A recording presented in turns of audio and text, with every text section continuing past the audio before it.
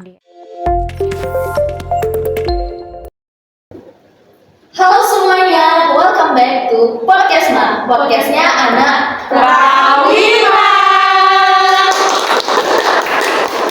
Halo teman-teman semua, bagaimana nih kabar kalian? Semoga senantiasa sehat dalam nonton video kali ini.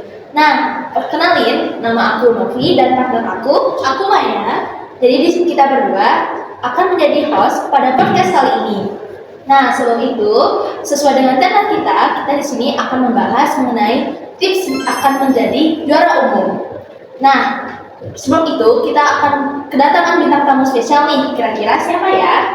Oke, tanpa berlama-lama lagi, mungkin kita langsung sambut aja ya tamunya. Ayo kita sambut bintang tamu kita hari ini.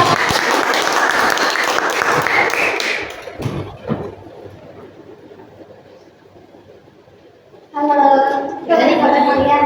Baik. Oke, sebelum itu bisa perkenalan diri dulu.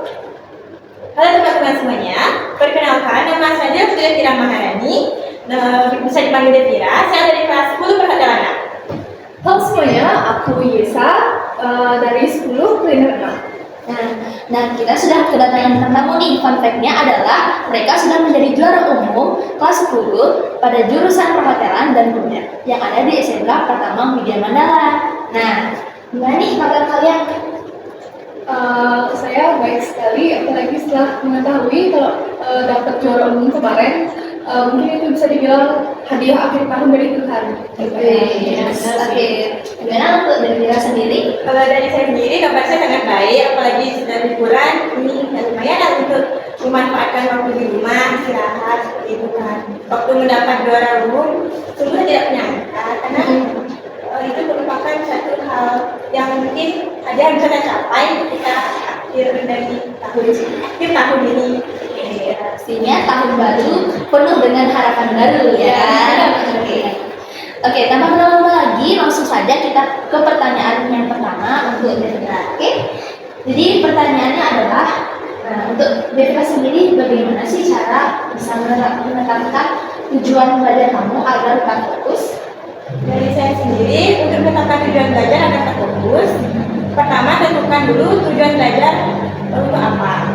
Setelah itu, kita tentukan tujuan spesifik kita untuk belajar. Seperti contohnya itu meningkatkan nilai di pelajaran TK atau di pelajaran lainnya. Setelah itu kita tentukan usaha yang bisa lakukan untuk mencapai tujuan tersebut. Usahanya jangan langsung yang usaha besar, usaha dari kecil terlebih dahulu, seperti mulai mempelajari secara mempelajari materi dengan perlahan, baru kita setelah mencapai hasilnya, kita harus memberi reward ketika hasil kita itu sesuai dengan ekspektasi. Memberi reward atau hadiah untuk menghargai diri sendiri dari usaha yang kita lakukan. Ketika hasilnya tidak sesuai ekspektasi, kita bisa memperbaiki usaha yang kita lakukan sendiri. Pasti kita harus belajar dari hal-hal yang kecil dulu nih. Terus kalau kita sudah mencapai nih, kita bisa kasih reward ya buat diri kita sendiri gitu. Kasih hadiah ya. Iya, betul sekali. Oke, kalau ini pertanyaannya nih untuk saya. Kira-kira kamu punya jadwal belajar atau jadwal tertentu nggak sih? Kalau iya, gimana sih cara nyusunnya? Kalau aku sendiri, aku nggak punya cara belajar yang ditentukan banget, maksudnya jadwal khusus itu buat belajar. Tapi kalau misalnya lagi banyak tugas atau mau banyak ada ulangan harian, terus juga mau ujian, pastinya jadwal belajar itu harus ditambah. Misalnya kayak pulang sekolah, makan dan main HP itu dicepetin, lalu sisanya itu bisa dipakai istirahat untuk tidur dan baru bangun itu biar fresh kan, lalu kita belajar gitu. Oke. Nah, selanjutnya pertanyaan untuk Devira. Oke. Nah, untuk Devira sendiri, apakah ada metode belajar yang efektif buat Devira dan pastinya bisa diterapin nih untuk diri kita sendiri? Ya, Menurut saya sendiri, metode belajar setiap orang itu kan berbeda-beda. Ada yang suka mendengarkan, ada yang cepat paham melalui video tulis, semua catatan, ada yang melihat dari YouTube, gitu kan. Kalau cari saya sendiri, saya lebih suka ketika mendengarkan penjelasan guru. Ketika mendengarkan dan dari penjelasan yang guru jelaskan kelas, saya merasa lebih cepat paham dengan materi. Setelah itu, mungkin saya mencari sendiri materinya dan mencatatnya kembali menggunakan bahasa saya sendiri, sehingga saya lebih paham dengan materi tersebut. Begitu. Nanti teknik caranya itu dengan cara menulis ulang. Kalian Ya, biar paham. ya, itu sangat efektif sih dan patut ditiru nih ya guys ya. Oke, Kita lanjut nih untuk kita ya. gimana sih cara kamu untuk mengatasi rasa malas belajar atau bosan nih belajar terus kalau pakai bilang misalkan gitu cara untuk mengatasi itu gimana sih? Nah, kalau saya itu mengatasi malas belajar itu biasanya kita udah lama nih belajar satu jam lah paling lama belajar nih gitu, belajar matematika ceritanya gitu.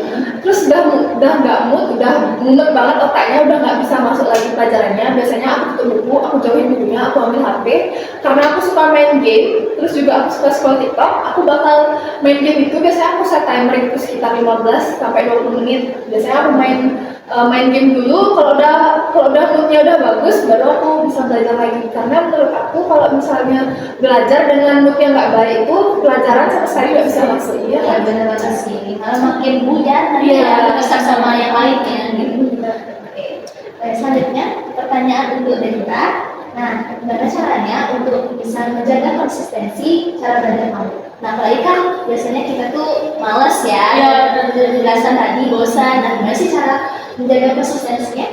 Untuk menjaga konsistensi belajar sebenarnya cukup sulit bagi Iya. kita ya, apalagi Iya. mood kita mau belajar atau enggak, kayak gitu. Mencari mood sendiri susah. Kalau dari saya sendiri, ketika sedang tidak mau belajar, biasanya saya belajar dengan mendengarkan musik yang bisa meningkatkan semangat untuk belajar. Musik bahasa Inggris atau musik yang agak tenang, itu indie. Biasanya kamu pakai musik yang instrumen atau yang full lirik gitu? Untuk full lirik yang mungkin full lirik yang santai ya. Oh gitu. Genrenya kayak pop. Iya. Oke. Boleh tuh dicoba metode belajarnya jamin. Oke. Sekarang kita lanjut nih ke Nisa. Gimana sih? Kira-kira kamu punya trik khusus nggak untuk cara menghafal biar lebih cepat menghafal gitu? Dan cepat hafal lah intinya. Seperti yang Dikira bilang tadi, kalau misalnya cara metode belajar setiap orang itu kan berbeda. Kalau saya itu harus melihat atau membaca, terus saya mengingat, lalu saya ucapkan itu kembali. Jadi istilahnya itu menghafal. Tapi saya membaca dan mengingatnya itu diucapkan lagi sampai saya nggak perlu lihat buku, saya udah tinggal ngomong aja gitu. Keren sih caranya kan. Kita coba ya teman-teman semua. Oke, selanjutnya pertanyaan untuk Devira. Nah, gimana sih cara membagi waktu atau manajemen waktu nih antara belajar, bermain ataupun aktivitas lain? Apalagi kamu katanya ikut OSIS ya. Oke, jadi coba bisa dijelasin ke teman-teman semua. Untuk cara saya belajar dari kegiatan yang padat seperti itu ya, biasanya saya tentukan hari itu apakah tersibuknya sampai jam berapa, kesibukannya apa saja. Terus itu ada waktu luang yang kita sempatkan untuk belajar enggak? Kalau sampai tidak ada waktu luang untuk sempatkan belajar, biasanya sebelum tidur itu kita sempatkan untuk baca buku sebentar, ataupun pagi bangunnya lebih pagi lebih awal, dan mungkin jam 4 jam 3 kesempatan untuk belajar. Tapi sangat morning person banget ya, kayak pagi-pagi udah belajar gitu. Kayak Yang tapi bagus sih kayaknya suasana pagi itu untuk belajar Iya sih, bagus ya. tenang gitu. Terus Terus juga juga bangun-bangun pagi dengan kemakan ayam. ya betul. Oke. Sangat produktif banget ya. Oke, selanjutnya next tadi. Oke. Gimana sih cara kamu menghadapi kira-kira teman kamu punya tugas sejarah kamu belum selesai tapi udah dikasih tugas lagi seni budaya gitu. Gimana sih caranya mengatasinya dulu gitu? Pastinya kita sering mengalami itu. Iya betul banget tuh. Caranya aku mengatasi itu, aku bakal melihat nih, misalnya tugas sejarahnya itu dikumpulnya masih lama, tapi tugas seni budayanya itu dikumpulnya cepat. Jadi aku bakal buat tugas seni budayanya dulu sih. Tapi yang paling penting itu jangan sampai menunda tugas teman-teman. Karena kalau misalnya kita nunda, nanti lama-lama males, jadinya numpuk gitu, keteteran gitu. Jadi cara belajarnya nyicil ya. Ya cicil gitu. Tergantung deadline juga berarti. Iya. Kalau misalkan deadline-nya yang ini lebih cepat, yang ini dikerjain dulu. Iya benar. Oke, kita utamakan yang nilainya lebih cepat. Harus cicil ya teman-teman. Boleh dicoba. Oke, selanjutnya pertanyaan untuk kalian berdua nih ya. Nah, menurut kalian sendiri, Kalau untuk belajar kelompok itu apakah lebih efektif daripada belajar mandiri? Kalau saya, menurut saya itu belajar mandiri itu atau belajar sendiri itu lebih efektif karena menurut saya nih kalau misalnya belajar berkelompok apalagi mayoritas anggotanya itu cewek. Nah, 90% pasti cuma gosip terus sisanya lagi itu kita baru belajar atau enggak 50% gosip, 30%-nya makan, terus 20%-nya baru belajar gitu. Jadi kalau menurut saya karena metode orang belajar itu beda-beda ya. Kalau saya itu belajar harus senyap dan pokoknya senyap banget lah, harus belajar sendiri gitu, baru bisa masuk ke otak gitu. Tapi pernah nggak ada kendala dari ya keluarga lah, misalnya kayak kamu kok kayak belajar gitu? Ada sering banget sih. Kan orang tuaku tuh kalau misalnya malam itu udah pasti mereka ada di rumah. Mereka bakal nonton TV lah atau berbincang-bincang di ruang tamu dan mereka biasanya ribut banget. Apalagi adikku main game Mobile Legends itu teriak-teriak. Jadi ini lagi belajar tapi mereka masih ribut. Biasanya aku marahin tapi mereka mau ngerti. Terus ya kalau paham gitu ya. Untungnya keluarga mau ngerti kondisi juga ya. Nah, kalau untuk diri sendiri? Kalau dari saya sendiri, saya lebih suka belajar sendiri sama seperti yang saya, belajar yang sepi dan senyap. Makanya saya lebih suka ketika belajar itu waktu sebelum tidur sama pagi-pagi banget. Biar yang begitu kayak sepi, tenang gitu. Terus sama tengah malam juga bagus bagi saya. Tapi kalau tengah malam itu bikin ngantuk nggak sih? Iya, tapi tergantung orangnya nggak ada kita. Kalau itu siang biasanya. Biasanya kalau belajar malam pasti siangnya ada tidur. Keren sih, gitu. Boleh dicoba kan metode kayak gitu. Berarti kalau untuk kuliah kelompok ya, belajar kelompok Kurang ya. itu kurang ya, apalagi kalau mayoritasnya ke cewek. Tapi menurut aku sih ya, kalau itu berdasarkan kelompoknya sih. Kalau misalnya orangnya ambis gitu kan, ya sih mau aja gitu. Jadi ya itu ya, itu terjadi. Oke, kita lanjut nih. Apa sih yang membuat kalian termotivasi gitu untuk mencapai juara satu itu? Atau mungkin kalian mencoba untuk metode baru dengan cara nulis quote terus tempel entah di mana gitu. Terus nanti kalau misalkan kalian bosan belajar, kalian baca quote itu gitu. Oh, semangat lagi belajarnya gitu. Termotivasi ya. Motivasi gitu. Dari saya sendiri, alasan saya termotivasi itu sebenarnya saya tahu punya motivasi, tapi saya sering melihat di media sosial orang-orang yang mendapat juara, itu saya termotivasi untuk menjadi nilainya ada sebenarnya, menjadi nilai yang bagus, dan itu berusaha untuk nilai yang lebih baik dari sebelum-sebelumnya, kesalahan yang sering saya lakukan, gitu. Terus kalau juara umum itu merupakan hasil atau hadiah dari usaha yang kita lakukan sendiri, bukan tujuan utama yang kita lakukan sebenarnya. Kalau saya sama sekali nggak pernah termotivasi untuk jadi juara umum.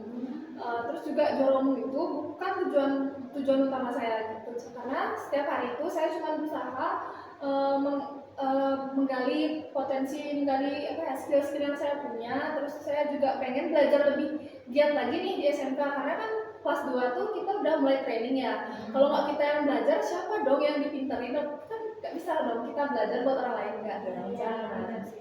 Kalau menurut kalian sendiri gimana sih cara mencapai ya untuk menyelesaikan skill-skillnya itu, potensi kalian itu gimana sih caranya? Kalau dari saya, menurut saya itu dengan cara yang penting pertama itu harus ada minat dan mau ada minat dan niat. Terus juga mau berusaha dan berupaya untuk mencapai niat dan minat itu gitu, untuk melaksanakan minat dan niat itu gitu. Kalau dari saya sendiri, untuk membuka skill yang saya miliki, coba keluar dari zona nyaman yang kalian miliki. Oh iya betul banget ya. Pasti potensi kalian akan keluar dengan sendirinya. Berarti mau mengambil resiko. Iya. Untuk keluar dari zona nyaman gitu kan. Itu biasanya kadang orang nggak akan mau untuk keluar karena udah nyaman. Iya betul banget. Jadi kayak nggak bisa keluar. Oke. Nah, saya itu juga kan kira-kira punya tokoh favorit nggak yang bikin kalian tuh termotivasi buat belajar gitu? Kalau saya, kalau nggak salah itu di TikTok ya, Iya, oke. cewek, kalau nggak salah namanya Fania deh, yang kakaknya Cemara itu, yang ngeluarin buku yang kakaknya Cemara, itu saya terinspirasi dari cewek itu. Oh, Nah, aku lihat dia pinter banget pokoknya. iya itu bisa sih.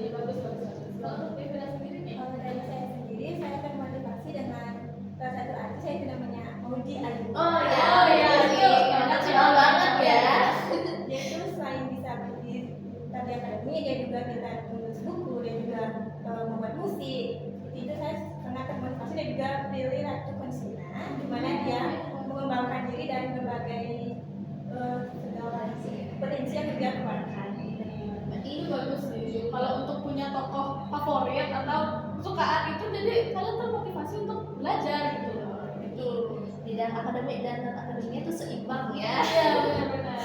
Jadi ini juga tergantung minat ya. Misalkan minat kalian apa gitu, itu di mana gitu. Jadi kalian harus cari minat kalian dan resikonya harus keluar dari zona nyaman. Gitu.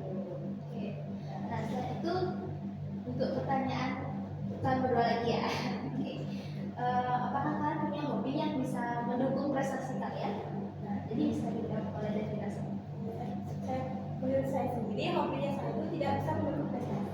Oh gitu. Cuman ketika kita menjadikan hobi sebagai prestasi, kita harus lebih berusaha di hobi Iya, itu, betul. lebih mendalami lagi. Hobi saya sendiri itu saya lebih suka menari tari Bali ya. Bisa melestarikan kebudayaan kita ya. Oke. Ya, kalau biasa Kalau saya, hobi saya juga menari, khususnya di tarian Bali. Terus juga saya suka menyanyi gitu. Terus juga hobinya tuh ya sama kayak Devina juga mungkin nggak terlalu berpengaruh banget sama prestasi di akademik saya.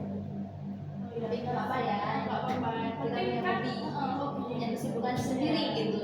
Nah, itu bagus tuh punya kesibukan kayak gitu. Oke, jadi untuk kuis kali ini sudah selesai ya. Nah sebelum itu kita tutup. Nah untuk kalian berdua nih bisa sampaikan pesan ya atau tips cara belajar agar kalian bisa mendapatkan juara umum. Oke, ya, bisa diri dari ya. Pesan saya sendiri untuk teman-teman semua, jika kalian ingin mencapai juara itu bukan tujuan utama dari kalian sebenarnya.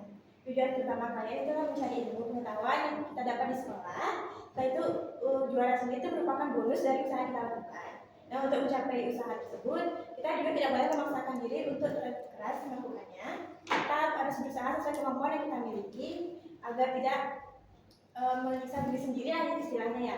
Jadi bekerjalah sesuai, berusahalah sesuai kemampuan yang kalian miliki dan apresiasi diri sendiri ketika usaha kalian itu berhasil, dan jika usaha kalian tidak berhasil, tolong untuk mengoreksi atau mengevaluasi kesalahan yang sebelumnya. Pentingnya untuk evaluasi ya. Gitu. Oke, kalau untuk biasa gimana nih? Intinya teman-teman, juara itu bukanlah tentang nilai, piagam, dan juga piala, tetapi bagaimana tentang kita itu terus berusaha untuk belajar dan berkembang. Sebenarnya semua itu punya potensi untuk menjadi juara jika mereka mau berusaha. Iya, Intinya kalau berusaha ya tentu banget. Nah itu dia ada ya podcast kali ini ya. Dan sebelum itu kita bisa tarik kesimpulan nih ya kan pada podcast kali ini yang mengenai tentang tips belajar agar menjadi juara umum. Oke? Jadi kesimpulannya adalah kalau misalnya untuk mau belajar ya untuk mendapatkan juara umum itu perlu banget nih yang namanya konsistensi, dimana kita tuh harus bisa konsisten pada diri kita sendiri supaya kita tuh mendapatkan hasil yang sesuai dengan apa yang kita inginkan. Tuh. Dan juga bisa manajemen waktu yang baik, dimana kalau kita itu bisa membagi waktu dengan baik, pastinya akan mendapatkan hasil juga yang puas gitu ya kan. baik puas. Apalagi yang biasanya nih ke-distract dengan hal-hal yang lainnya ya kan, kayak scroll TikTok kayak gitu. Itu pasti banyak banget sih. Sampai 2 jam, 3 jam. Itu scroll TikTok pasti. Iya betul. Nah itu perlu dikurangin banget ya. Apalagi kalau misalnya kita tuh sering nih main bareng sama teman-teman, nah itu juga kurangin. Gitu. Apalagi kalau misalnya udah mau deket ulangan nih, ya kan? Nah itu betul harus. Gini. Nah, sedikit pesan juga dari aku nih. Kalau kalian misalkan mau belajar gitu, terus kalian malas, tapi kalian tuh awalnya tuh harus punya niat dulu. Kalau nggak ada niat, kalian nggak akan belajar dengan giat. Gitu. Jadi harus ada niat dulu. Kalau nggak ada niat, ya nggak bisa belajar. Jadi itu aja sih pesan dari aku. Oke, itu aja ya podcast kali ini. Semoga bisa bermanfaat bagi para penonton semua, ya kan? Khususnya yang belum jadi juara nih. Semoga setelah nonton video ini bisa mendapatkan juara umum ataupun juara kelas ataupun prestasi yang lainnya ya. Kita tetap berusaha gitu loh untuk mencapai. Ya, baik itu non akademik ataupun di bidang akademik. Dan semoga juga untuk yang sudah mendapatkan juara umum ya bisa dipertahanin dan bisa ditingkatkan lagi. Iya. Oke, sebelum itu don't forget to like, share, and subscribe. And see you for next our video. Bye bye.